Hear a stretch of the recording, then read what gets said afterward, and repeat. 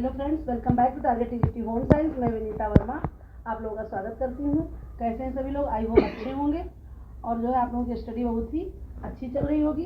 देखिए, परीक्षा की शुरुआत हो रही है, लेकिन उस विषय पे हम कोई बात नहीं करेंगे क्योंकि बहुत लोग उसको बता ही रहे हैं। बस मेरा सिर्फ इतना मानना है कि आप ये धैर्य और विश्वास बनाए रखिए कि परीक्षा एक दिन होगी। इसलिए हम बिल्कुल ही घबराएंगे नहीं और अपनी परीक्षा को तैयारी को आगे बढ़ाते रहेंगे। इस तरह से आज हमारा चौथा मॉडल पेपर है। हर संडे हम आपको मॉडल पेपर प्रोवाइड करा रहे हैं और आज का मॉडल पेपर और आज के प्रश्न कुछ जो है आपको नए से लगेंगे, इसलिए धैर्यपूर्वक इसको देखिए। और हो सके तो हमारे सारे मॉडल पेपर्स को आप कहीं ना कहीं नोट डाउन करते रहेंगे। तो मैं जो है इससे इतना वादा करती हूँ कि एक दो प्रश्न आपको जरूर फंसेंगे, इसलिए जो है आप हर मॉडल पेपर ध्यान से पढ़ते रहिए। और जो है अपने मॉडल पेपर की हम प्लेलिस्ट बनाए दे रहे हैं, जो कि आपको हमारे चैनल पे और व्हाट्सअप भी आप हमारे व्हाट्सएप ग्रुप में भी जुड़ जाइए। जो भी चीज़ें हैं उसको भी आप मेंशन जो है कर दी है हमने, आप उसको देखते रहिए और अब हर चीज़ की प्लेलिस्ट भी वहाँ पर प्रोवाइड हो जाएगी। बाकी आपको चैनल पर भी हर चीज़ उपलब्ध है। तो चलिए इसी के साथ हम पढ़ते हैं आज का मॉडल पेपर और देखते हैं आज हमारे कुछ नए प्रश्न हैं और कुछ पुराने हैं, उन सबको जोड़कर। और पूरे 6 ब्रांच हैं, उन 6 ब्रांचों से हमने टॉपिक वाइज, लेकिन ऐसा नहीं कि मिक्सअप नहीं किया है पेपर की तरह। और टॉपिक जैसे कि पहले होम मैनेजमेंट हो गया या हेल्थ साइंस हो गया या फिर जो एक्सटेंशन एजुकेशन, इस तरह से टॉपिक है, लेकिन पूरे 125 प्रश्न का मॉडल पेपर तैयार किया है आप लोगों के लिए। तो आइए हम देखते हैं आज की सीरीज का फर्स्ट क्वेश्चन। हमारी पहली सीरीज है टेक्सटाइल। पहला प्रश्न है, फाइबर की क्रिस्टलिनिटी बढ़ाने के लिए निम्नलिखित में से कौन सी प्रक्रिया उपयुक्त है? ठीक है, तो हम देख लेते हैं अपने option. Option A calendaring, B mercerization, C tentering, D carbonization. तो इसका करेक्ट आंसर क्या हो जाएगा? Option B mercerization. ठीक है, इसके बाद देखते हैं अपना नेक्स्ट प्रश्न। रेशम के रेशों की संरचना में मुख्य रूप से कौन सा प्रोटीन पाया जाता है? इंपॉर्टेंट प्रश्न है वह। देख लेते हैं हमारे ऑप्शन। केराटिन, फाइब्रिन, सेरेसिन, फिर डी है कोलेजन। तो करेक्ट आंसर हमारा क्या हो जाएगा? सेरेसिन। ये जो है प्रोटीन पाया जाता है और सॉरी ये जो है करेक्ट आंसर हमारा ऑप्शन सी सेरेसिन गोंद पाया जाता है और सेरेसिन प्रोटीन पाया जाता है और उसके अलावा गोंद जो होता है वो पेक्टिन नामक गोंद पाया जाता है। फिर इसके बाद देखते हैं नेक्स्ट प्रश्न। पॉलिस्टर फाइबर का पिघलने का बिंदु क्या है?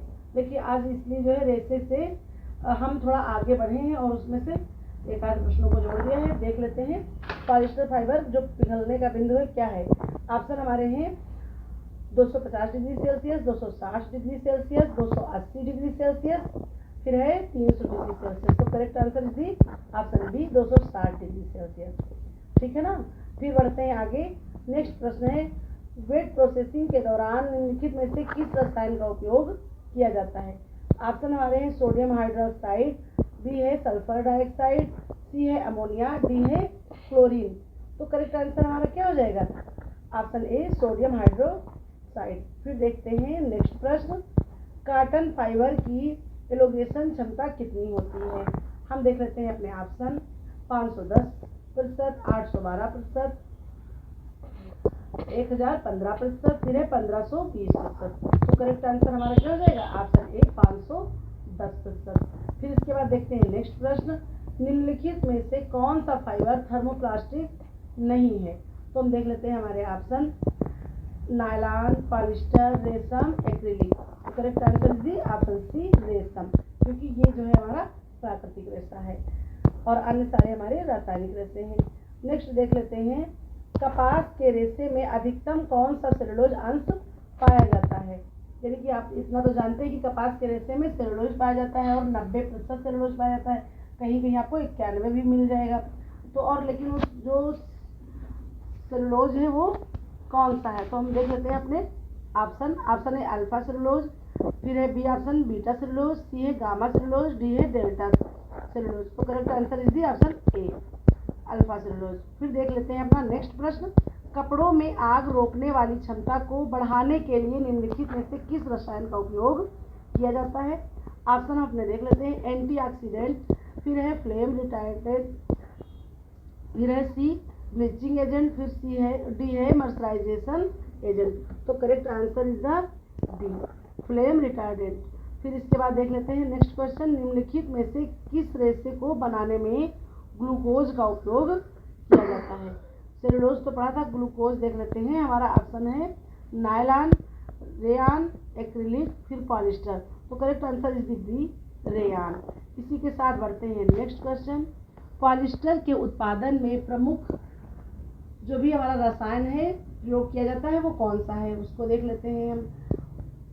ऑप्शन हमारा ए है ethylene glycol, option B butyl acetate, फिर ऑप्शन सी है नाइट्रिक एसिड, डी है सल्फ्यूरिक एसिड। तो करेक्ट आंसर हमारा हो जाएगा ऑप्शन ए एथिलीन ग्लाइकोल।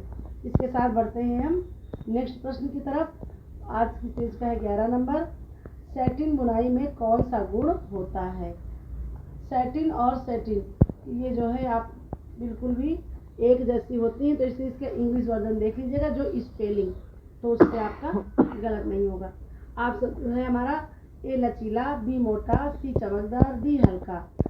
तो करेक्ट आंसर इज दी सी चमकदार। सैटिन बुनाई से हमें चमकदार प्रभाव प्राप्त होता है। नेक्स्ट क्वेश्चन देख लेते हैं, ऊन की रासायनिक संरचना में निम्नलिखित में से कौन सा तत्व प्रमुख रूप से होता है। तो ऊन की संरचना में देख लेते हैं, ऊन से पिछली बार 2021 टीजीटी में 2 प्रश्न आए थे। एक था सियरिंग प्रक्रिया से था, ऊन की प्रोसेस से, और एक था मेरूनोवर प्रजाति से। ऐसे ही जो है 2 प्रश्न थे।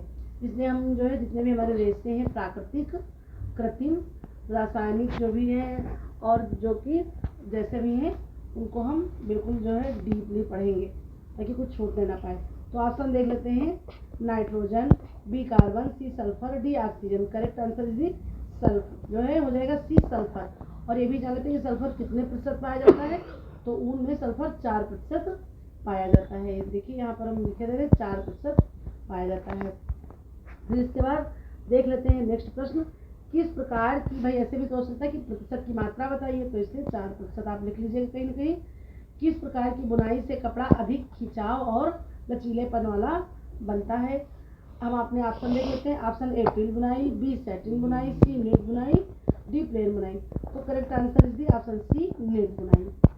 इस नेट बुनाई से जो है कपड़े का अधिक खिंचाव और लचीलापन बनता है। और सैटिन बुनाई से क्या होता है हम सारे देख लेते हैं। तो सैटिन बुनाई से हमारा कपड़ा लहरदार और चमकदार बनता है।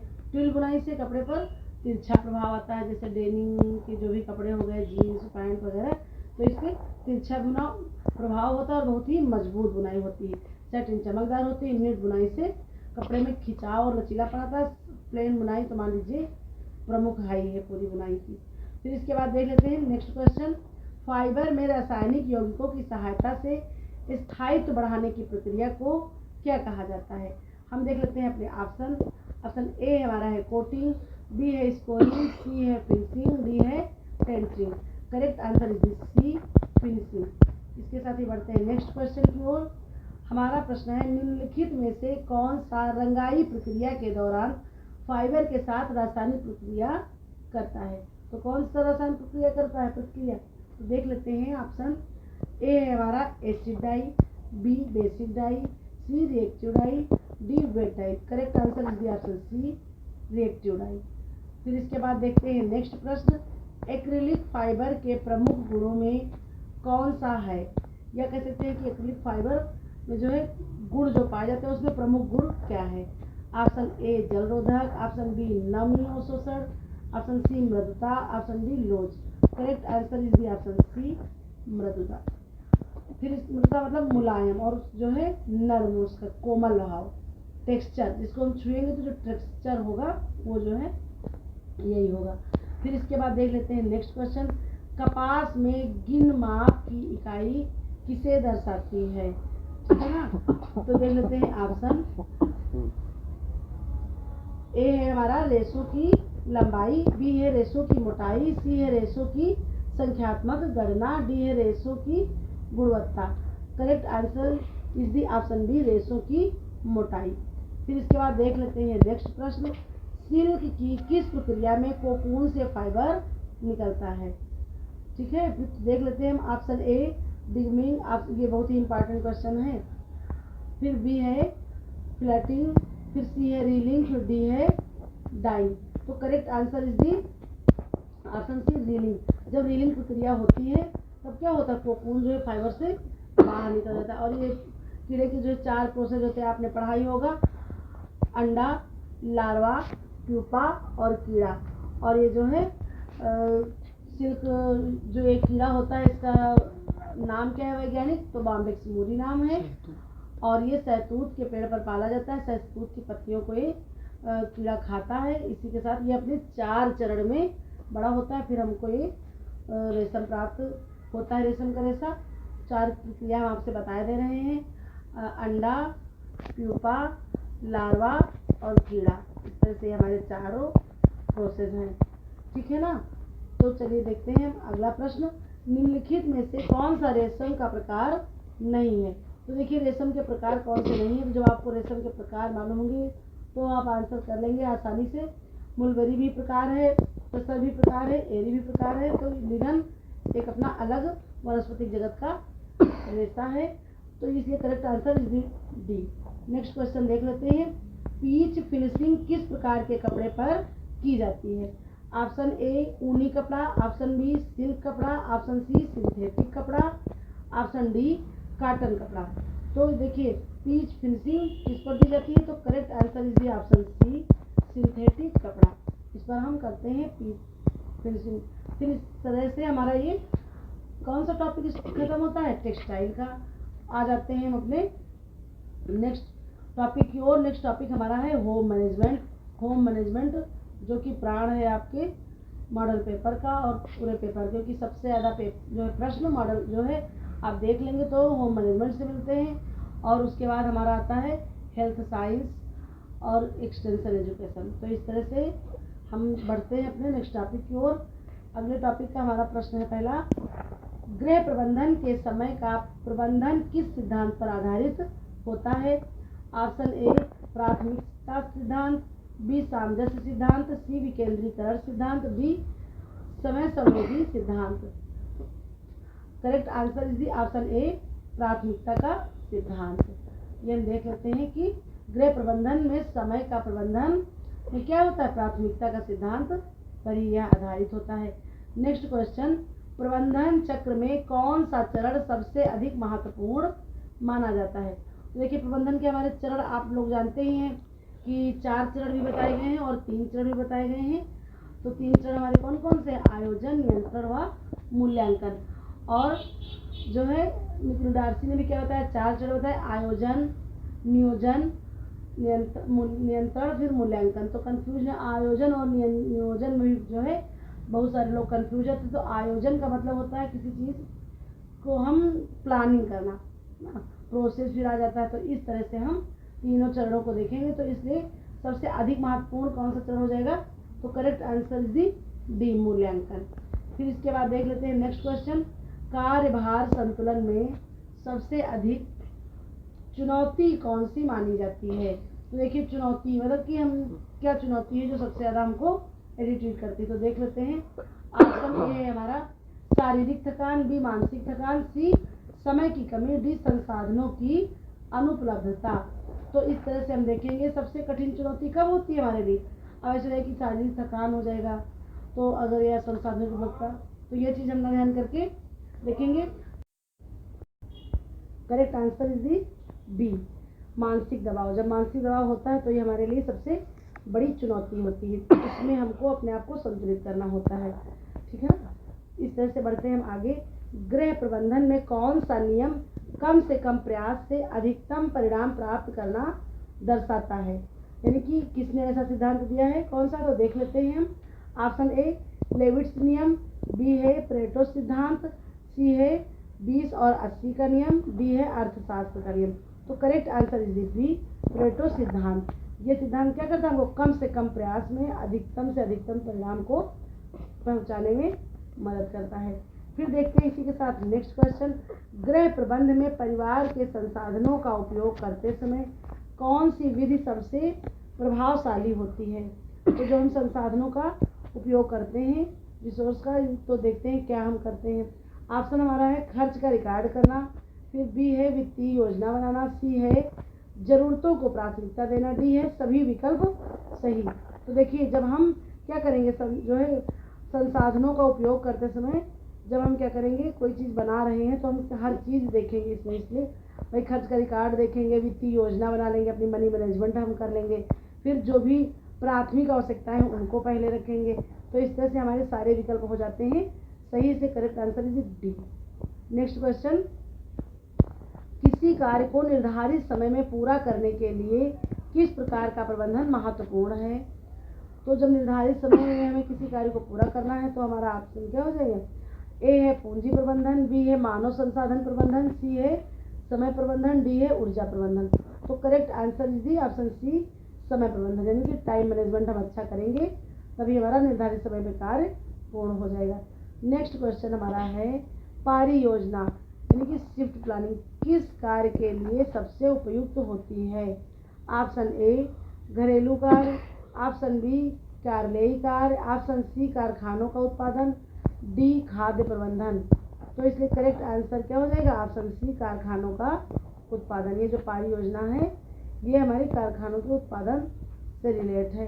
फिर देख लेते हैं इसी के साथ नेक्स्ट क्वेश्चन, गृह प्रबंधन में 55 पद्धति या 55 पद्धति का उपयोग मुख्यतः 5S पद्धति का उपयोग मुख्यतः किसके लिए किया जाता है। ऑप्शन ए ऊर्जा प्रबंधन, ऑप्शन बी संसाधन प्रबंधन, ऑप्शन सी स्थान प्रबंधन, ऑप्शन डी खर्च प्रबंधन। तो करेक्ट आंसर क्या हो जाएगा, ऑप्शन सी स्थान प्रबंधन। फिर इसके बाद देख लेते हैं नेक्स्ट क्वेश्चन, कार्य और आराम के बीच संतुलन बनाने का आदर्श अनुपात क्या होना चाहिए। Option A 2:1, option B 3:1, option C 1:1, option D 4:1। तो correct answer is the option C. फिर इसके बाद बढ़ते हैं नेक्स्ट क्वेश्चन की ओर, गृह प्रबंधन में कार्य विभाजन का सिद्धांत किसके द्वारा किया गया। तो कार्य विभाजन किसने किया है। Option A Mary Parker Follett, option B Elton Mayo, option C Henri Fayol, option D Frederick Taylor. तो correct answer is the option C Henri Fayol. फिर इसके बाद देखते हैं नेक्स्ट क्वेश्चन, गृह प्रबंधन में संसाधनों का मितव्ययतापूर्ण उपयोग किस प्रकार की योजना से संभव होता है। तो देख लेते हैं ऑप्शन ए दीर्घकालीन योजना, ऑप्शन बी अल्पकालीन योजना, ऑप्शन सी आकस्मिक योजना, ऑप्शन डी किसी विशेष उद्देश्य के लिए योजना। देखिए लिखा है मितव्ययतापूर्ण उपयोग। तो correct answer is the option B अल्पकालीन योजना। इनको हम छोटी छोटी योजनाएं बना करके जो हमारे संसाधन हैं इनको हम मितव्ययतापूर्वक उपयोग कर सकते हैं। तो करेक्ट आंसर क्या हो जाएगा, अल्पकालीन योजना। फिर देखते हैं नेक्स्ट प्रश्न, पारिवारिक बजट बनाने में कौन सा सिद्धांत प्राथमिक रूप से माना जाता है।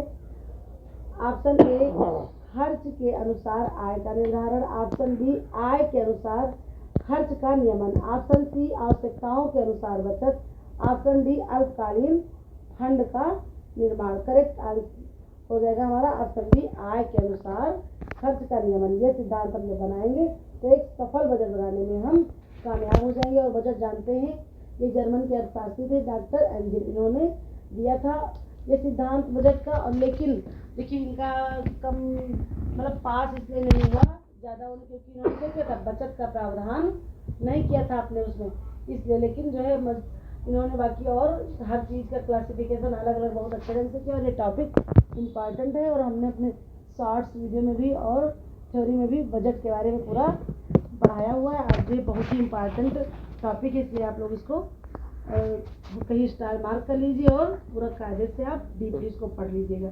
नेक्स्ट क्वेश्चन देख रहे हैं, गृह प्रबंधन के सिद्धांत में श्रम विभाजन का उद्देश्य।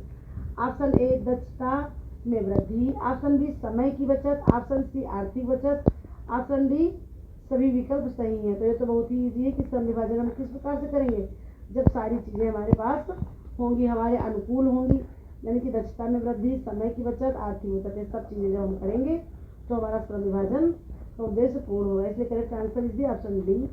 इसके साथ ही बढ़ते हैं अपने नेक्स्ट क्वेश्चन की ओर, किस कारक को ध्यान में रखते हुए गृह प्रबंधन में अनुकूलन करना आवश्यक है। तो देख लेते हैं हम अपने ऑप्शन। ऑप्शन ए सामाजिक परिवर्तन, ऑप्शन बी सांस्कृतिक मूल्य, ऑप्शन सी तकनीकी प्रगति, ऑप्शन डी सभी विकल्प सही हैं। तो करेक्ट आंसर क्या हो जाएगा, ऑप्शन डी सही विकल्प सही है। नेक्स्ट प्रश्न देख लेते हैं, कुशल गृह प्रबंधन का प्रमुख उद्देश्य क्या होता है।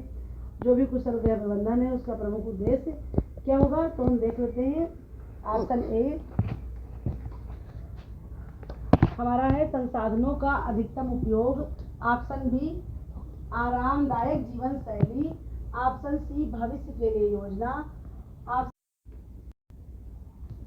ऑप्शन डी सभी विकल्प सही है। तो हमारा करेक्ट आंसर क्या हो जाएगा, ऑप्शन ए संसाधनों का अधिकतम प्रयोग। कुशल प्रबंधन के लिए जो गृह प्रबंधन करेंगे तो उसके लिए संसाधनों का अधिकतम उपयोग हम करके अपने घर का या अपने गृह का कुशल प्रबंधन हम कर सकते हैं। नेक्स्ट क्वेश्चन है, समय प्रबंधन में ABC विश्लेषण का मुख्य उपयोग किस प्रकार के कार्यों में किया जाता है। ऑप्शन ए प्राथमिक कार्य, ऑप्शन बी द्वितीयक कार्य, ऑप्शन सी महत्वहीन कार्य, ऑप्शन डी आवश्यक कार्य। तो करेक्ट आंसर क्या हो जाएगा, ऑप्शन ए प्राथमिक कार्य। इसके बाद देख लेते हैं नेक्स्ट क्वेश्चन, पूंजी प्रबंधन किस प्रकार के गृह प्रबंधन से संबंधित है। तो पूंजी प्रबंधन में इधर उधर घबराना नहीं, जो हमारा मनी मैनेजमेंट या आय व्यवस्थापन उसी को कहते हैं।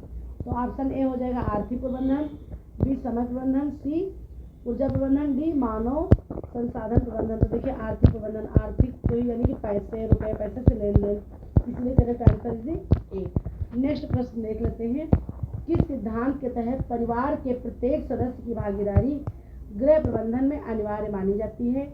ऑप्शन ए सामूहिक प्रबंधन सिद्धांत, ऑप्शन बी विकेंद्रीकरण सिद्धांत, सी है कार्य विभाजन सिद्धांत, डी है सहयोग सिद्धांत। तो करेक्ट आंसर जी ऑप्शन डी सहयोग सिद्धांत। जब हम परिवार के प्रत्येक सदस्य का सहयोग लेंगे तो ये क्या हो जाएगा, हमारा भागीदारी बहुत ही अच्छी हो जाएगी। हम सपोर्ट जब ले लेंगे, सभी लोग मिलकर करेंगे तो हम गृह प्रबंधन बहुत ही अच्छे तरह से कर लेंगे। इसके बाद देख लेते हैं नेक्स्ट प्रश्न, गृह प्रबंधन में प्राथमिक कार्य क्या होता है। ऑप्शन ए योजना बनाना, बी कार्य निष्पादन, सी बजट, डी क्रियान्वयन। तो करेक्ट आंसर क्या हो जाएगा, ऑप्शन ए योजना बनाना। क्योंकि भाई हम जब पहले किसी चीज़ की प्लानिंग कर लेते हैं, जो उसका एक खाका तैयार कर लेते हैं, फिर उसी के बाद हम उस पर कार्य करते हैं, इसलिए प्राथमिक कार्य क्या हो जाएगा, योजना बनाना। और भी हमने ऊपर पढ़ा है, सबसे मुख्य हो जाएगा मूल्यांकन। और प्रथम चरण पूछ रहे हैं तो प्रथम चरण भी योजना बनाना हो जाएगा, और अंतिम चरण क्या होगा, तो मूल्यांकन होगा। क्योंकि जो है गृह प्रबंधन के 3 चरण है, आयोजन, नियोजन और जो है मूल्यांकन। आयोजन, नियंत्रण और मूल्यांकन। तो जो है आयोजन प्रथम चरण और मूल्यांकन अंतिम चरण, इस तरह से भी समझ लेंगे। फिर देख लेते हैं फीडबैक सिस्टम गृह प्रबंधन के किस चरण का हिस्सा है। फीडबैक मतलब हम जैसे कोई चीज़ कर रहे हैं तो हमको उसका फीडबैक मिले। जैसे मान लीजिए हम आपको पढ़ा रहे हैं, आप अपने मैसेज कमेंट के द्वारा हमको बता रहे हैं कि हमारी क्लास कैसी है आपके लिए, तो ये हमारे लिए क्या हो जाएगा, फीडबैक हो जाएगा। क्योंकि इस तरह से कभी हम एक तरफा संचार कर रहे हैं, अगर आप के साथ हम लाइव जुड़े या कोई चीज़ आप बराबर हमसे जुड़कर हम कोई चीज़ पढ़ाते हैं तो वो हमारा 2 तरफा संचार हो जाएगा। तो वही है। तो देख लेते हैं, हमारा ऑप्शन ए है क्रियान्वयन, बी है नियंत्रण, सी है मूल्यांकन, डी है योजना। तो करेक्ट आंसर क्या हो जाएगा, ऑप्शन सी मूल्यांकन। इसी के साथ ही होम मैनेजमेंट का टॉपिक हमारा कंप्लीट होता है। चलिए हम देखते हैं अपना नेक्स्ट टॉपिक आज का हमारा है, इस आज के मॉडल पेपर का तीसरा टॉपिक है चाइल्ड डेवलपमेंट। तो चलिए इसको भी समझ लेते हैं। हमारा पहला प्रश्न है, बाल विकास की कौन सी अवस्था में बच्चा अपनी भाषा के व्याकरण को समझने लगता है। ऑप्शन ए नवजात अवस्था, बी शैशवावस्था, सी प्रारंभिक बाल्यावस्था, डी किशोरावस्था। तो correct answer is the option C प्रारंभिक बाल्यावस्था। प्रारंभिक बाल्यावस्था में वो क्या समझने लगता है, भाषा व्याकरण को अच्छे से समझने लगता है। और देखिए अवस्थाएं भी कही तो बता दे रहे हैं, शैशवावस्था हो जाती है 0 से 2 वर्ष, प्रारंभिक बाल्यावस्था हो जाती है 3 से 6 वर्ष, और उत्तर बाल्यावस्था है 6 से 12 वर्ष, और किशोरावस्था है 12 वर्ष से 18 वर्ष। ये हमारी अवस्थाएं जो है जीन पियाजे ने ये बांटी हैं अवस्थाएं। तो देख लेते हैं इसके साथ ही अगला प्रश्न, एरिक एरिक्सन के मनोवैज्ञानिक सिद्धांत में कौन सा चरण स्वतंत्रता बनाम शर्त से संबंधित है। एरिक एरिक्सन ये जितने भी हमने अब जो है आपको पढ़ाया है सिलेबस टीजीटी का अपने वीडियो में, जिसमें शायद कुछ माइक प्रॉब्लम थी इसलिए आवाज़ नहीं आ पाई। अगर आप लोगों को अच्छे से समझना है तो आप लोग थोड़ा सा टाइम निकाल कर उसको लीड लगा करके, अगर आप चाहें भाई देखिए कुछ अफोर्ड हम कर रहे हैं, कुछ अफोर्ड आप करिए, तो उस तरह से आप थोड़ा सा माइक में गड़बड़ थी इसलिए आप वॉल्यूम नहीं आ पाई है, तो आप जो है लीड लगाइए और उसको जो है सही से पढ़ लीजिए। तो उसमें जो भी सिलेबस में जितने भी मनोवैज्ञानिक थे, शिक्षा शास्त्री थे, जैसे एरिक एरिक्सन हो गए, कोहलबर्ग हो गए, बंडूरा, जीन पियाजे, वाइगोत्स्की और कोहलबर्ग जो भी थे उन्हीं के प्रश्न हैं, इसलिए हमने यहाँ पर डाले हैं। सिलेबस से बाहर का आपके कुछ नहीं है। इसलिए देख लेते हैं, एरिक एरिक्सन ने मनोवैज्ञानिक सिद्धांत में कौन सा चरण स्वतंत्रता बनाम शर्त से बताया है? ऑप्शन ए किशोरावस्था, ऑप्शन बी शैशवावस्था, ऑप्शन सी प्रारंभिक बाल्यावस्था, ऑप्शन डी मध्य बचपनावस्था। तो करेक्ट आंसर क्या हो जाएगा? ऑप्शन सी प्रारंभिक बाल्यावस्था। नेक्स्ट क्वेश्चन देख लेते हैं, कोहलबर्ग के नैतिक विकास सिद्धांत के अनुसार बच्चा किस चरण में नियम और कानून को सबसे अधिक महत्व देता है? आइए हम देखते हैं अपने ऑप्शन। ए है पारंपरिक पूर्व अवस्था, बी है पारंपरिक अवस्था, सी है उत्तर पारंपरिक अवस्था, डी है नैतिक प्रारंभिक अवस्था। Correct answer is the option B प्रारंभिक अवस्था। इसी के साथ देखिए देख लेते हैं अगले हमारे जो है कौन से आ रहे हैं? बंडूरा महोदय। इन्होंने सामाजिक अधिगम सिद्धांत में कौन सा घटक सबसे महत्वपूर्ण माना? देखिए सबसे पहले हमने देखा एरिक एरिक्सन का देख लिया, फिर कोहलबर्ग का, इस तरह से बंडूरा, फिर जीन पियाजे, इसी तरह से जो भी हैं बहुत ही सोच समझ कर कहीं से जो है इधर उधर से प्रश्न उठाए नहीं गए हैं, बिल्कुल हर चीज़ सिलेबस को ध्यान में रखते हुए ही बनाई गई है यहाँ पर। तो इनका क्या है? ऑप्शन देख लेते हैं, प्रत्यक्ष अनुभव, बी है अवलोकन द्वारा सीखना, सी है सुदृढ़ीकरण, डी है प्रेरणा। तो correct answer is the option B अवलोकन द्वारा सीखना, जो कि अधिगम सामाजिक अधिगम सिद्धांत में सबसे ज़्यादा महत्वपूर्ण भूमिका निभाता है। करेक्ट आंसर हो जाएगा ऑप्शन बी। नेक्स्ट क्वेश्चन देख लेते हैं, जीन पियाजे के संज्ञानात्मक विकास सिद्धांत में सर्वरूपता की अवधारणा किस अवस्था से विकसित होती है? जीन पियाजे महोदय बहुत ही इम्पॉर्टेंट है, इसलिए इनको मतलब सारी थ्योरी अगर आप लोग कह दे रहे हैं तो हम अगला अपना टॉपिक ही चाइल्ड डेवलपमेंट स्टार्ट कर देंगे, और जितने भी हमने नाम ही बताए हैं, Kohlberg, Bandura, Vygotsky, Erik Erikson, Jean पियाजे, इन सबको जो है सबकी थ्योरी हम और सबका सिद्धांत पूरा जो है अलग अलग या फिर एक वीडियो में दो दो लोगों को इंक्लूड करके पूरी थ्योरी इनकी हम आपको पढ़ा देंगे। तो इसलिए हम नेक्स्ट टॉपिक अपना चाइल्ड डेवलपमेंट ही स्टार्ट कर सकते हैं, या फिर जैसा भी आपको पढ़ना होगा। तो दो ऑप्शन देख लेते हैं, संवेदी मोटर अवस्था, बी है पूर्व क्रियात्मक अवस्था, सी है ठोस संक्रियात्मक अवस्था, डी है औपचारिक संक्रियात्मक अवस्था। तो correct answer is the option C ठोस संक्रियात्मक अवस्था। इसके बाद देख लेते हैं नेक्स्ट क्वेश्चन, एरिक्सन के अनुसार विश्वास बनाम अविश्वास का संकट किस आयु में अनुभव होता है? तो देख लेते हैं, ऑप्शन ए जन्म से 1 वर्ष, बी है 1 से 3 वर्ष, सी है 3 से 6 वर्ष, डी है 6 से 12 वर्ष। Correct answer is the option ए जन्म से 1 वर्ष तक। इसमें क्या होता है, बच्चों को मतलब अविश्वास बनाने की मतलब उनको डर लगता रहता है, उनके अंदर इतनी समझ नहीं होती, इतनी नैतिकता, इतना मतलब वो चीज़ समझ नहीं होती, तो उनको लगेगा एक ही पल से माँ करीब है, तो एक ही पल विश्वास और दूसरे ही पल डर लगने लगता है। नेक्स्ट क्वेश्चन आ रहा है, बाल विकास में भाषा अधिगम की आलोचनात्मक अवधि किस आयु के आसपास मानी जाती है? तो देख लेते हैं हम, ऑप्शन ए 0 से 3 वर्ष, ऑप्शन बी 2 से 5 वर्ष, ऑप्शन सी 6 से 12 वर्ष, ऑप्शन डी 12 से 15 वर्ष। तो जो है देखिए आलोचनात्मक अवधि क्या होती है? ऑप्शन बी 2 से 5 वर्ष। ये थोड़ा टाइपिंग मिस्टेक हो गया था। 2 से 5 वर्ष का बच्चा जब होता है तो वो कुछ ना कुछ सीखने लगता है, मूर्त अमूर्त चीज़ें अपने आसपास की, तो वो आलोचना करता है, प्रश्न करता है कि ये क्या है, क्यों है, कैसे है, इस तरह की चीज़ें वो पूछता है।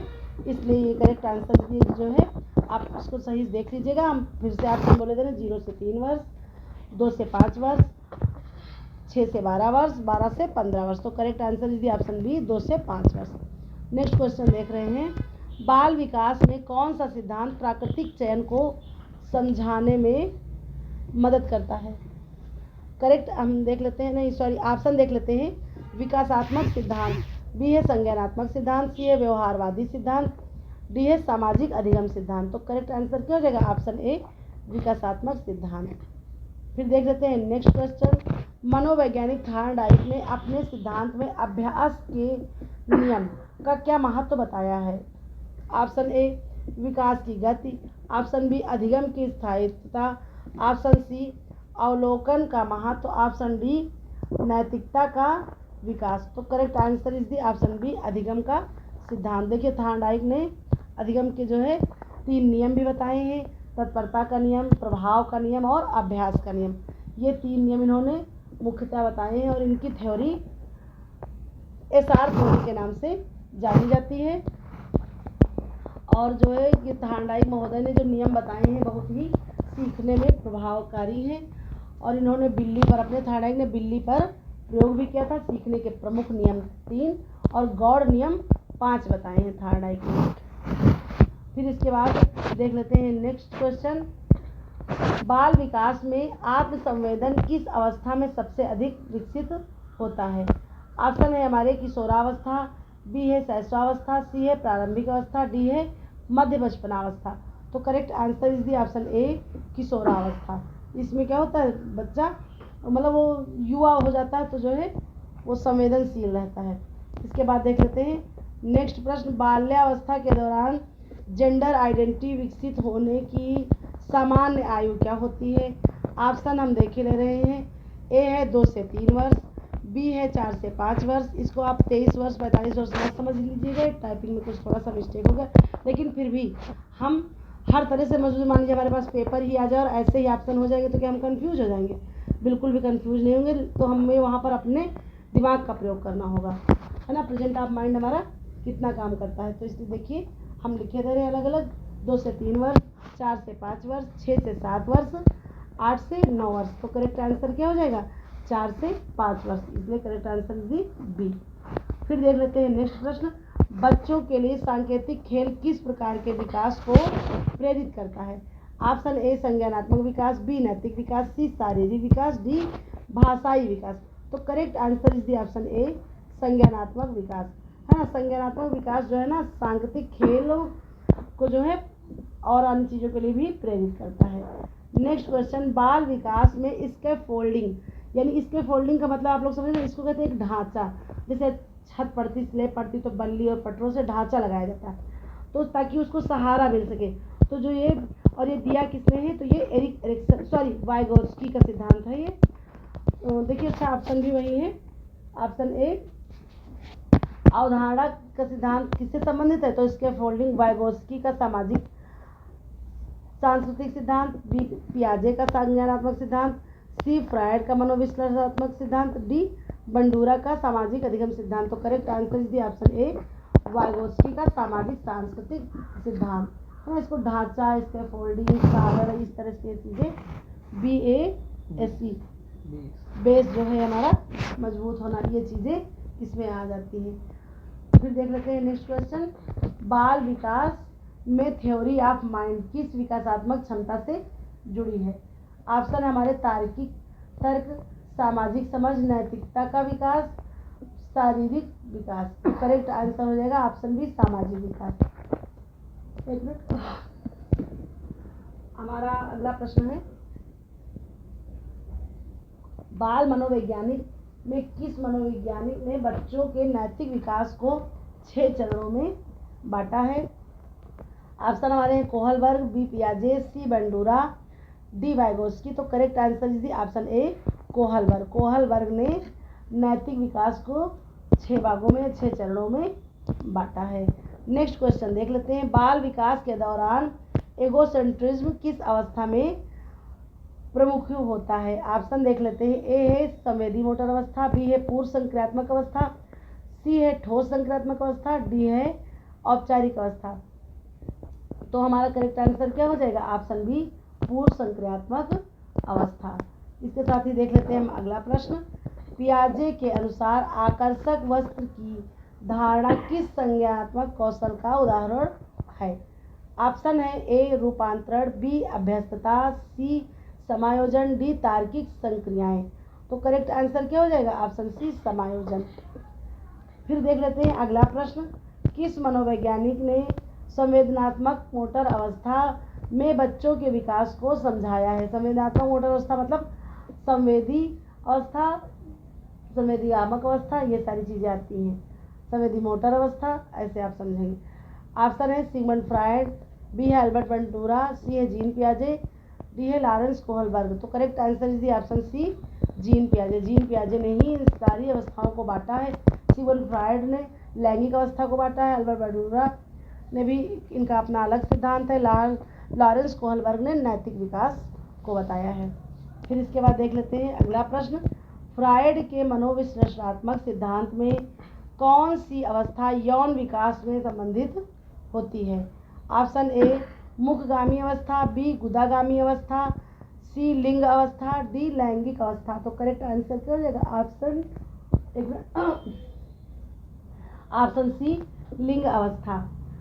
फिर इसके बाद देख लेते हैं नेक्स्ट प्रश्न। बाल्यावस्था में आत्मनियंत्रण के विकास में सबसे अधिक योगदान किस घटक का होता है?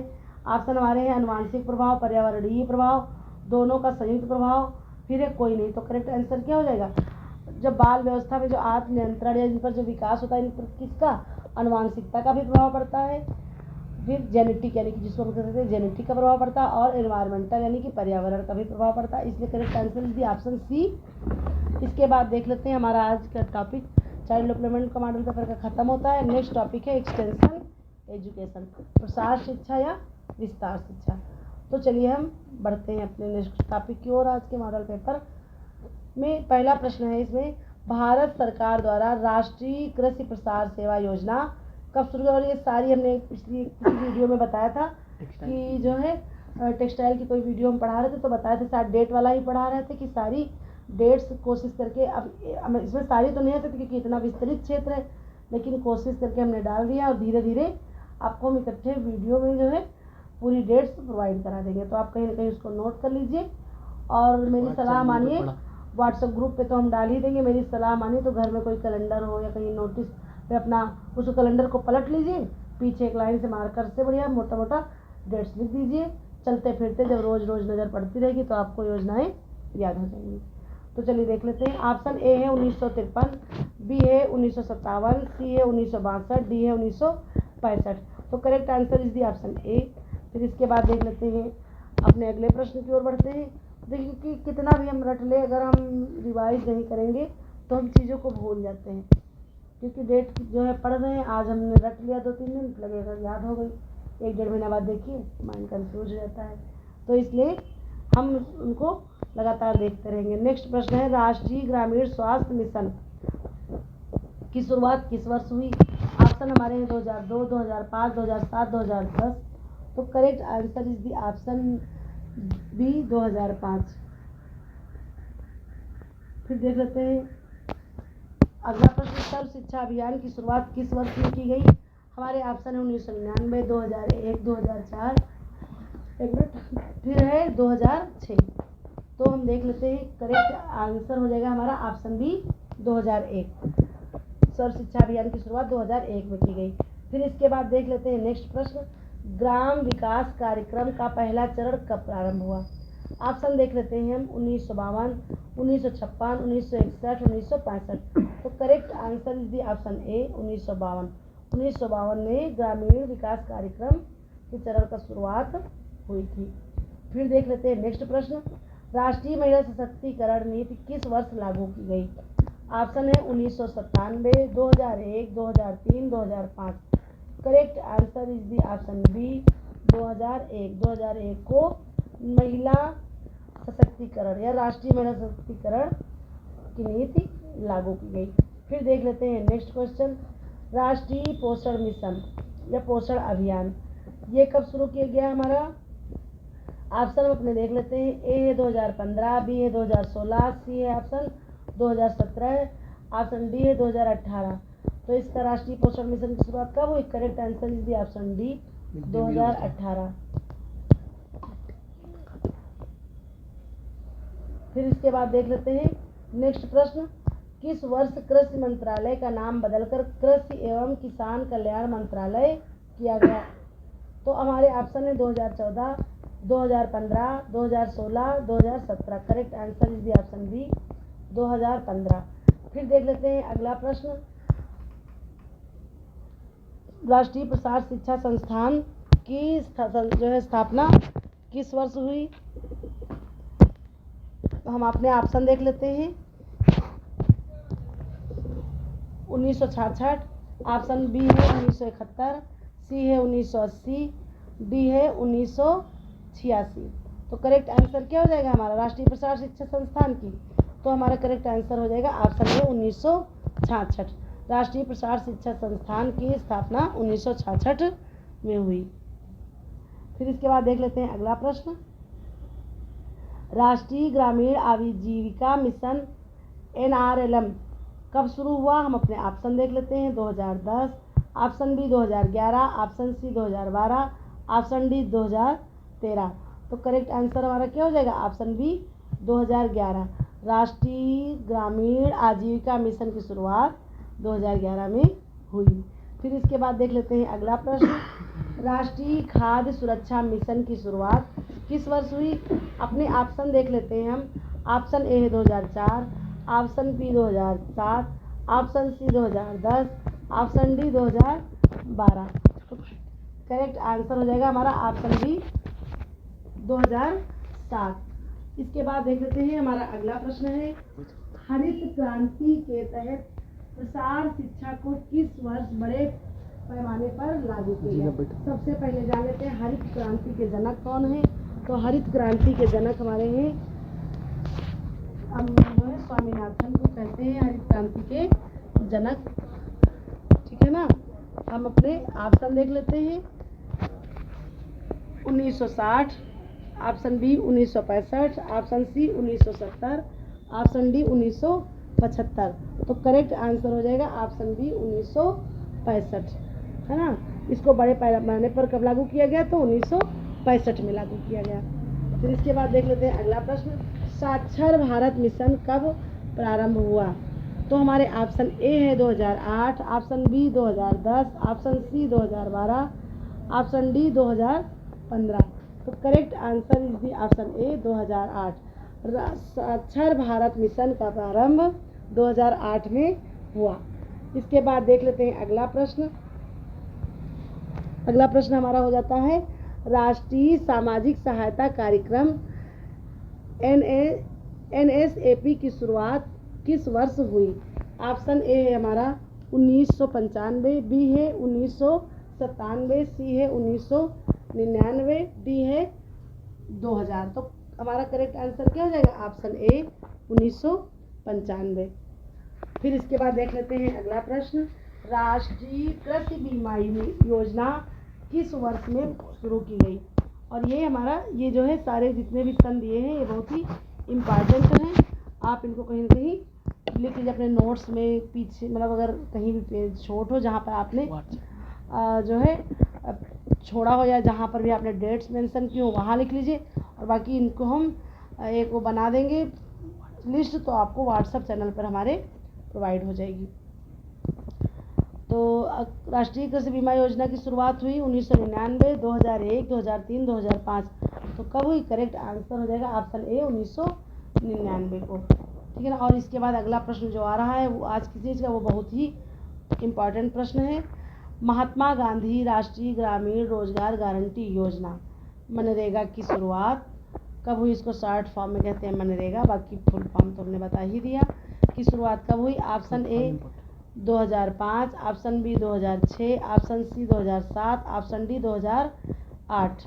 तो करेक्ट आंसर क्या हो जाएगा? Option B 2006। और इसमें लोगों को जो कार्य योजना है जो शुरुआत हुई है, इसमें लोगों को जो कार्य मिलता है कितने दिवस के लिए किया गया है? इसका लक्ष्य प्रत्येक व्यक्ति जिनको भी कार्य मिल रहा है तो लगभग 100 दिन का कार्य मिल रहा है। फिर इसके बाद देख लेते हैं अगला प्रश्न। प्रसार शिक्षा में विचार प्रसार के सिद्धांत का प्रतिपादन किसने किया? और इस सिद्धांत के अनुसार समय में नवाचारों के प्रसार की कितनी अवस्थाएं होती हैं? देखिए इम्पॉर्टेंट प्रश्न है। Option A Binet, B Rogers, C Lewin, D McLuhan. तो करेक्ट आंसर क्या हो जाएगा? Option B Rogers. इन्होंने ही क्या किया था? विचार प्रसार के सिद्धांत का प्रतिपादन भी किया और क्या बताया कि नवाचार मतलब होता है कोई भी चीज़ जो नई चीज़ें आ जाए वो कैसी शुरुआत हो और इसको हम सीखें, वो चीज़ें नवाचार में आती हैं। तो रोजर्स ने इसको शुरू किया। फिर अगला प्रश्न हमारा है प्रसार शिक्षा में संचार प्रक्रिया के 4 मुख्य तत्व कौन कौन से हैं? फिर तो देख लेते हैं हमारा जो है ऑप्शन हमारे क्या हैं। ऑप्शन ए प्रेषक संदेश माध्यम प्राप्त करता, बी है विचार कार्य परिणाम प्रतिक्रिया, सी है ज्ञान व्यवहार दृष्टिकोण उपयोगिता, डी है साधन, दिशा, उद्देश्य, क्रियान्वयन। तो हमारा जो है क्या होगा, option A is the correct answer. इसमें होगा क्या, प्रसार शिक्षा में संचार प्रक्रिया के 4 मुख्य तत्व कौन कौन से। तो देखिए 4 मुख्य तत्व, तो प्रेषक हो जाएगा, है ना, जो कि सेंडर होता है, संदेश यानी कि मैसेज, माध्यम जिसके माध्यम से हम भेज रहे हैं, प्राप्तकर्ता जो रिसीवर होता है, जो प्राप्त कर लेता है ना, तो सेंडर, मैसेज, फिर होता है रिसोर्स आपका, या कह सकते हैं, फिर इसके बाद रिसीवर। ये चारों चीज़ें ये मुख्य जो है तत्व हैं, और अरस्तु मॉडल में इसको प्रस्तुत भी किया गया है ना। तो ये जो है मॉडल, ये बहुत ही इम्पॉर्टेंट प्रश्न है। एसएस मॉडल अरस्तु मॉडल का नाम भी है। तो फिर देख लेते हैं अगला प्रश्न, प्रसार शिक्षा के संदर्भ में सामाजिक ताने बाने को क्या कहा जाता है। यानी कि जो भी हमारा सोशल फैब्रिक है या कोई भी चीज़ है, तो वो क्या होता है उसके संदर्भ में प्रसार शिक्षा के। ये समझने वाले प्रश्न हैं, कुछ इंक्लूड कर दिए। देखिए ये है ऑप्शन हमारा, यह संचार प्रक्रिया का साधन है। बी है, यह नवाचार को अपनाने की प्रक्रिया में बाधक बनता है। वो शायद जो हमने बताया है 4 वाला, जो ये प्रेषक, संदेश, माध्यम, तो जो है आप लोग जरा देख लीजिएगा, शायद जो है ये अरस्तु का मॉडल तो SSA मॉडल है। 3 तत्व मुख्य होते हैं, इसमें 4 बता दिए गए हैं, तो ये शायद इनका नहीं है। जो भी होगा हम इसको आपने कम्युनिटी पोस्ट में डाल देंगे। लेकिन यह है कि SS मॉडल अरस्तु का है, और इसमें जो है 4 मुख्य तत्व बताए गए हैं ना। तो जो है इसमें देख लेते हैं, यह संचार प्रक्रिया का साधन है, यह नवाचार को अपनाने की प्रक्रिया में बाधक बनता है, यह समुदाय में नेतृत्व का विकास करता है, यह समूह के अंदर विचारों को प्रसार व प्रभावित करता है। तो करेक्ट आंसर क्या हो जाएगा, ऑप्शन डी, यह समूह के अंदर विचारों के प्रसार को प्रभावित करता है। जब समूह के अंदर विचार आदान प्रदान होते हैं तो उसको ये प्रभावित करता है। और देखिए मनोबल हमारा भी बढ़ेगा, इतनी मेहनत हम आप लोगों के लिए करते हैं। तो अगर कहीं न कहीं आप भी कमेंट करके हमें बताएं कि कैसा लग रहा है आपको, भले आप सब्सक्राइब ना करें या कुछ जो भी चीज़ें हैं आपको जहाँ सही लगे वहाँ पढ़ें, लेकिन फिर भी अगर एक आध कमेंट भी आप कर देंगे तो भी हमारे लिए वो प्रेरणा का कार्य करेगा, ठीक है ना। तो चलिए इसी के साथ देखते हैं अगला प्रश्न, प्रसार शिक्षा में प्रतिक्रियात्मक संचार ना, फीडबैक कम्युनिकेशन का क्या अर्थ है। ऑप्शन ए है सूचनाओं का आदान प्रदान, ऑप्शन बी संदेश में पुष्टि करना। देखिए कहीं अगर कोई गलती भी हो रही है उसको भी आप बिल्कुल बेझिझक कहिए, उस गलती को हम अपनी वो नहीं मानेंगे कि आपने कमी बताई, उसको हम एक सलाह मानेंगे, अपने लिए समझेंगे कि आपने एक सलाह दी, तो उसमें हम सुधार करेंगे। तो ऑप्शन देख लेते हैं, सूचनाओं का आदान प्रदान, बी है संदेश की पुष्टि करना, सी है प्राप्तकर्ता से मिलने वाली प्रक्रिया, डी है सूचना का पुनरावलोकन। तो correct answer is the option C, प्राप्तकर्ता से मिलने वाली प्रक्रिया। भाई फीडबैक कम्युनिकेशन क्या होता है, कम्युनिकेशन ये फीडबैक वाला दोहरा सब जो है संचार हो जाएगा, एक तरफा हो रहा है, जिसे हमने आपको पढ़ा दिया, हमने अपनी वीडियो रिकॉर्ड कर ली, फिर आपको जो है अपने चैनल पे अपलोड कर दिया, तो हमने एक तरफा कर लिया। लेकिन जब आप उसको पढ़ेंगे, उसके बारे में बताएंगे, हमको सुझाव देंगे, तो वो दोहरा हो जाएगा। तो यही चीज़ है। फिर अगला प्रश्न है, देख लेते हैं, प्रसार शिक्षा में भ्रांति अंतराल का क्या तात्पर्य है। ऑप्शन ए नवाचार के पारंपरिक तरीकों के बीच का अंतर, बी संचार प्रक्रिया में उत्पन्न हुई गलतफहमी, सी प्रेषक और प्राप्तकर्ता के दृष्टिकोण में अंतर, डी नवाचार को अपनाने में समय का अंतर। देखिए नवाचार को अपनाने में समय तो लगता ही है, क्योंकि जो है भ्रांतियाँ जो हो जाती हैं लोगों के मन में वो सटीक बैठ जाती है, इसलिए कोई भी नई चीज़ अपनाने में समय लगता है। तो correct answer is the option C, प्रेषक और प्राप्तकर्ता के दृष्टिकोण में अंतर। इसके बाद देख लेते हैं नेक्स्ट प्रश्न, प्रसार शिक्षा में संचार अवरोध किसे कहा जाता है ना, कम्युनिकेशन बैरियर्स, यानी कि अवरोध का मतलब रुकावट या बाधा क्या हो गई, तो उसको भी देख लेते हैं।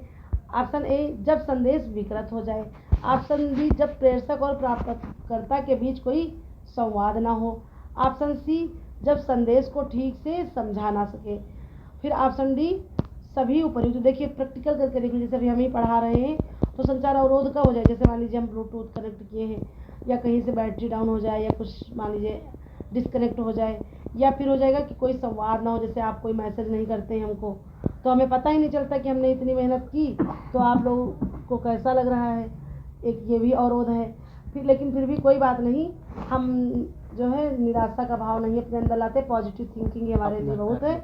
अपना हम कर्म कर रहे हैं, बाकी आप लोगों की मर्जी, और आप लोग भी कर्म करते रहिए। फल की चिंता हम तो बहरहाल नहीं कर रहे हैं, जितना भी हो सकेगा हम आपको प्रोवाइड कराते रहेंगे। फिर जो है और सभी लोगों को बहुत बहुत धन्यवाद, क्योंकि आपने हमारा इतना सब्सक्राइब कर लिया, जबकि हमने इतना कहा भी नहीं है किसी से, फिर भी आपने इतना प्यार दर्शाया, तो इसलिए इसके बहुत बहुत धन्यवाद आपको। तहे दिल से धन्यवाद कि हमारे 3000 सब्सक्राइबर हो गए हैं। और अब उम्मीद है कि ना भी ज़्यादा, लेकिन तभी अगर आप मॉडल पेपर ही रिवाइज भी कर लेंगे, पढ़ भी लेंगे, तो थोड़ा बहुत हमारा वॉचिंग टाइम भी बढ़ जाएगा। ये चौथा मॉडल पेपर आपको हम प्रोवाइड करा दिए। 3 हमारे प्लेलिस्ट में पढ़ चुके हैं।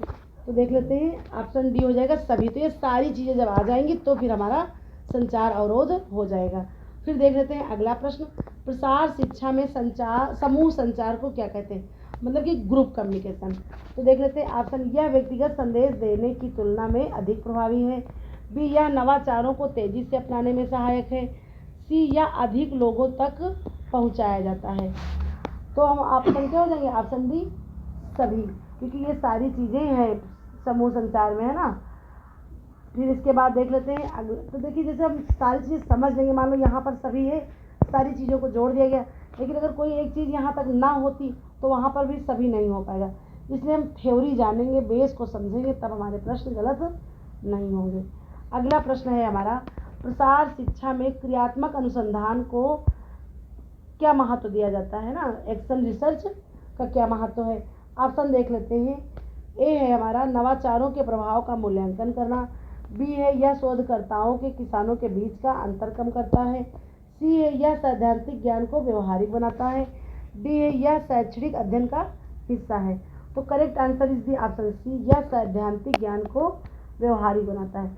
जब हम क्रियात्मक अनुसंधान करते हैं तो जो भी हमारा क्या होता है, सैद्धांतिक ज्ञान है, या सैद्धांतिक ज्ञान मतलब वैज्ञानिक ज्ञान, उसको हम व्यवहारिक रूप से प्रयोग कर पाते हैं। नेक्स्ट प्रश्न है, प्रसार शिक्षा में उन्नत किसान पद्धति का उद्देश्य क्या है ना, प्रोग्रेसिव फार्मर मेथड का उद्देश्य क्या है। तो देख लेते हैं, ऑप्शन ए है किसानों को बेहतर प्रशिक्षण देना।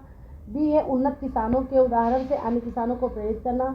सी है किसानों को आधुनिक तकनीकों से परिचित कराना। और डी है उपयुक्त सभी। तो correct answer is option D, option B, उन्नत किसानों के उदाहरण से अन्य किसानों को भी प्रेरित करना, यानी कि सीइंग विद लर्निंग या सीइंग विद डूइंग। हम जब देखेंगे, यानी कि कोई भी चीज़ हमने किया तो जब लोग प्रभाव देखते, जैसे अभी थर्ड लाइन में बताया था सीखने का नियम, तत्परता का नियम, किसी चीज़ में जब हम तत्पर होंगे। फिर है प्रभाव का नियम, जब कोई करता है कोई चीज़ तो उसको देखकर हमारे ऊपर प्रभाव पड़ रहा है। जैसे हम जाते हैं गाँव में, भाई प्रसार शिक्षा क्या है, ग्रामीणों के लिए एक शिक्षा है, और ग्रामीणों की शिक्षा में हम जाते हैं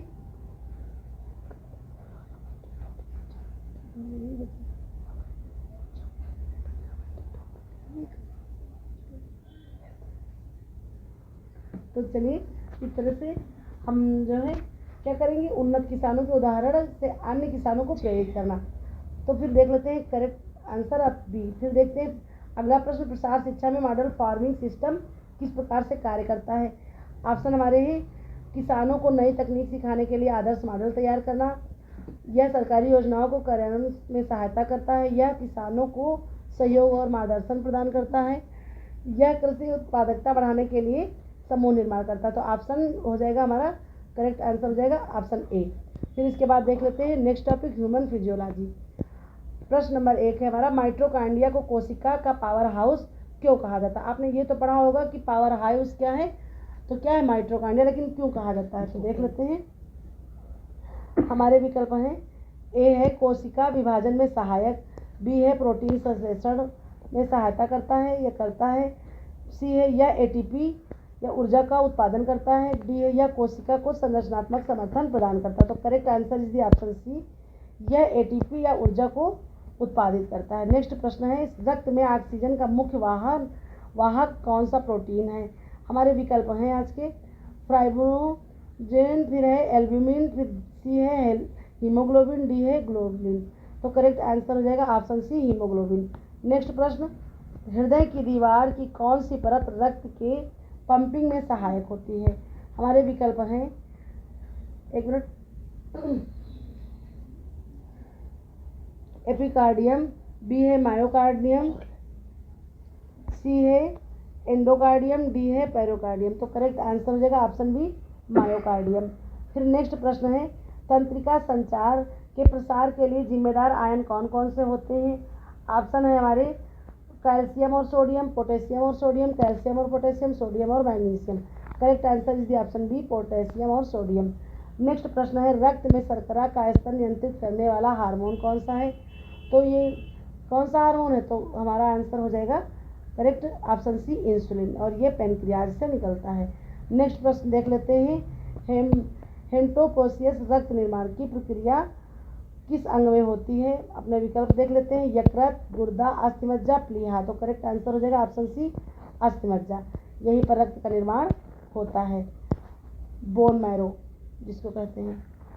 चलिए देख लेते हैं नेक्स्ट प्रश्न किस हार्मोन के स्तर में वृद्धि गर्भावस्था की पुष्टि का संकेत देती है। देखिए आप लोग ये ना सोचिए कि मैम इतना खींच रही है, इतना पढ़ा रही, भाई इतने टॉपिक है, वैसे तो 5 हैं, लेकिन हमने अपने मॉडल पेपर में पूरे 6 टॉपिक इंक्लूड किए हैं। हेल्थ साइंस को भी अलग से पूरा जोड़ा है, जबकि वो उस हेल्थ साइंस के प्रश्न प्रसार शिक्षा में भी ऐड हो जाते हैं, लेकिन हमने पूरा अलग बनाया है।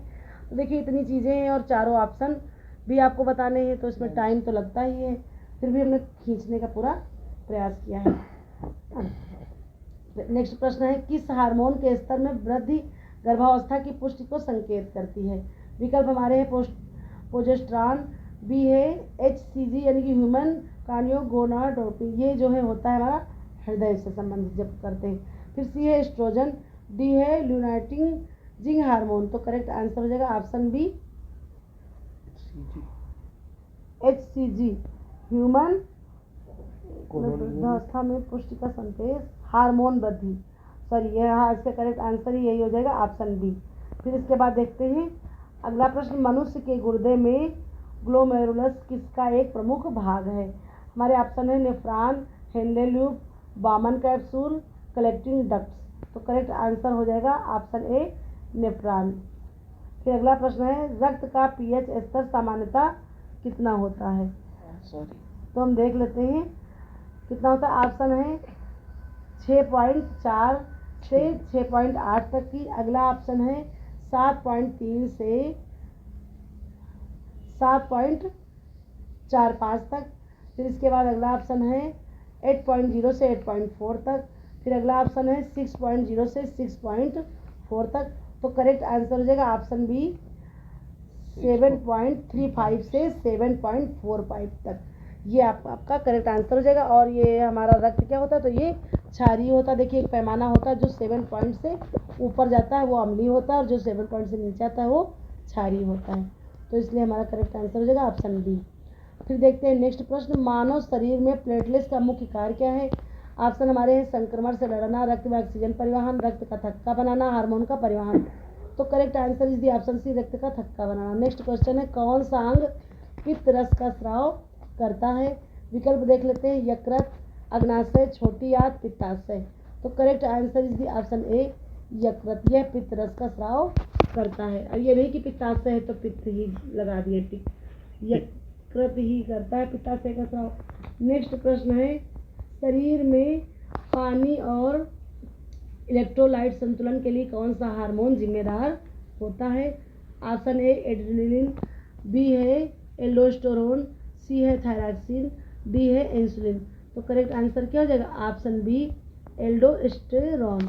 फिर इसके बाद देख लेते हैं अगला प्रश्न श्वसन के दौरान प्रश्न नंबर श्वसन केंद्र किस हिस्से में स्थित होता है। ऑप्शन है सेरिब्रम, बी है मेडुला ऑब्लांगेटा, सी है सेरिबेलम, डी है थैलेमस। तो करेक्ट आंसर क्या हो जाएगा ऑप्शन बी मेडुला ऑब्लांगेटा में। फिर इसके बाद अगला प्रश्न है शरीर की कोशिकाओं में ऊर्जा उत्पादन के लिए कौन सी प्रक्रिया जिम्मेदार होती है। तो देख लेते हैं विकल्प हमारा है ग्लाइकोलाइसिस, फिर है अगला कैल्विन साइकिल, फिर सी है साइट्रिक एसिड साइकिल, फिर डी है इलेक्ट्रॉन ट्रांसपोर्ट चेन। तो करेक्ट आंसर हमारा हो जाएगा option D electron transport chain. देख लेते हैं अगला प्रश्न, मानव शरीर में प्रोटीन के पाचन के लिए कौन सा एंजाइम जिम्मेदार होता है? ऑप्शन हमारे हैं amylase, pepsin, lipase, trypsin, pepsin.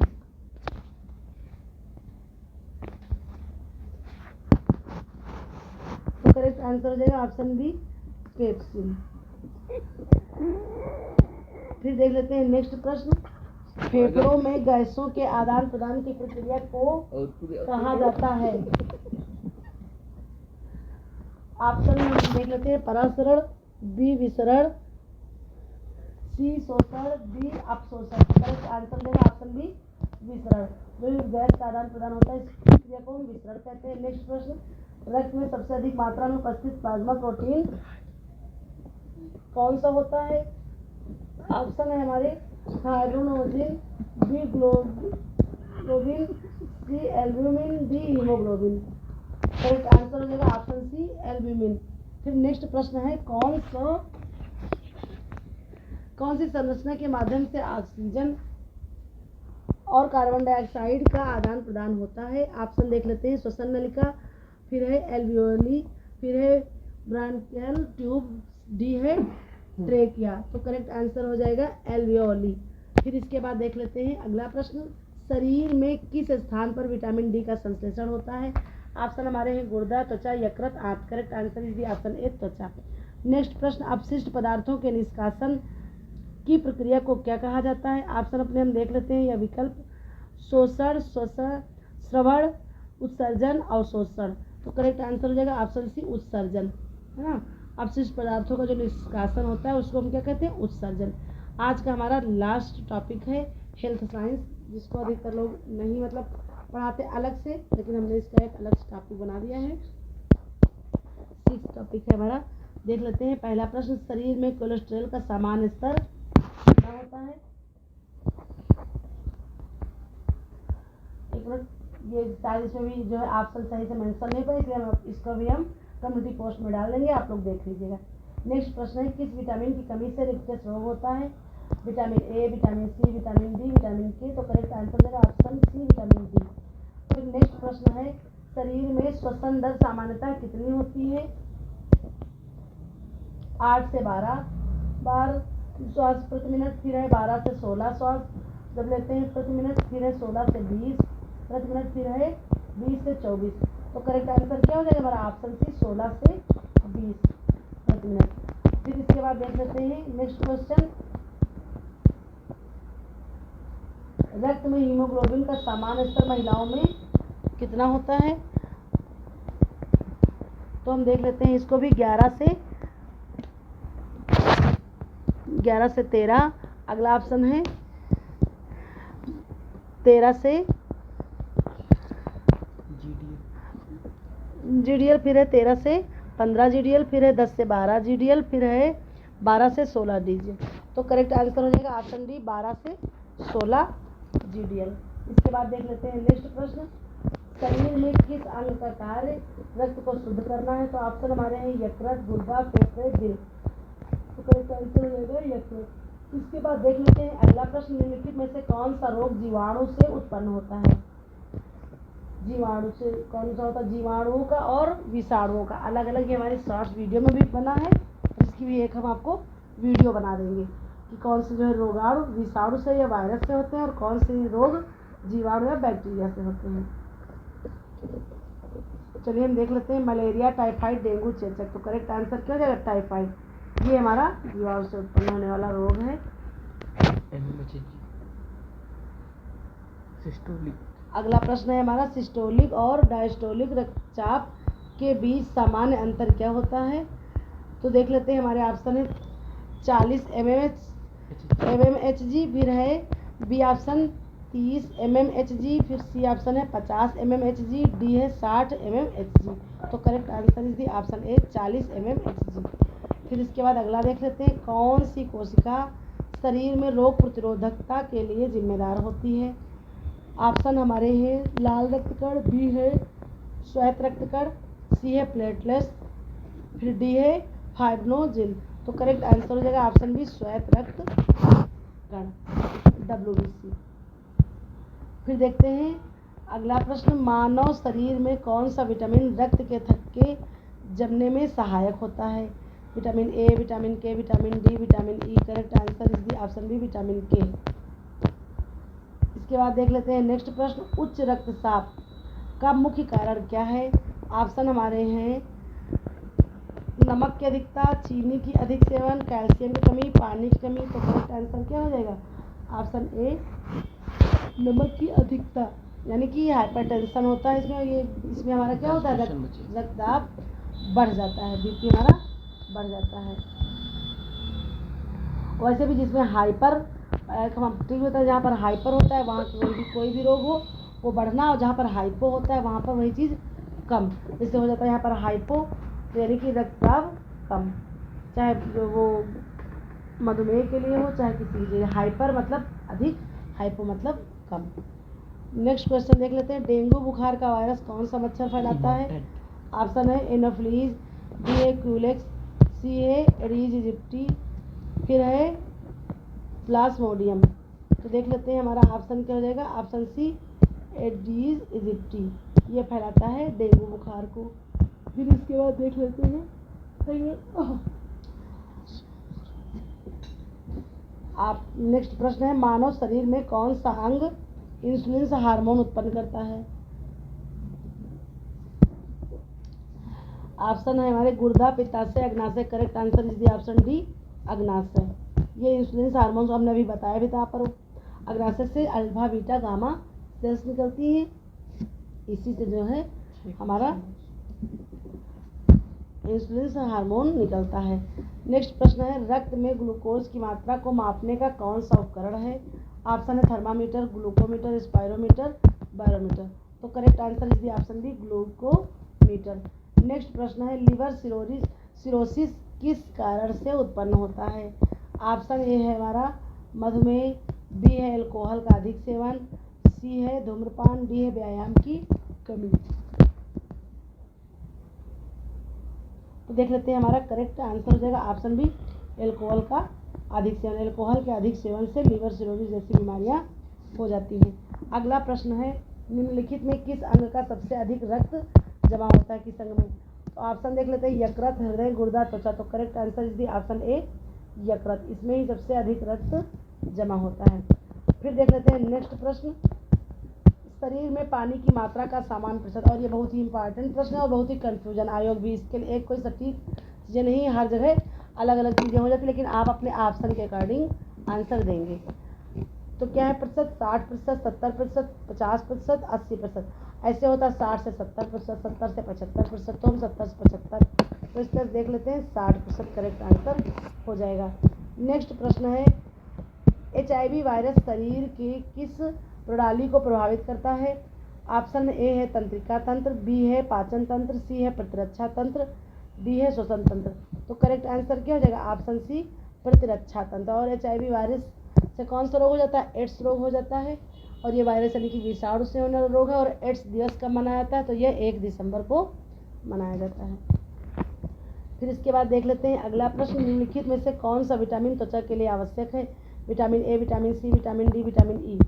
Correct answer हो जाएगा ऑप्शन सी, विटामिन डी।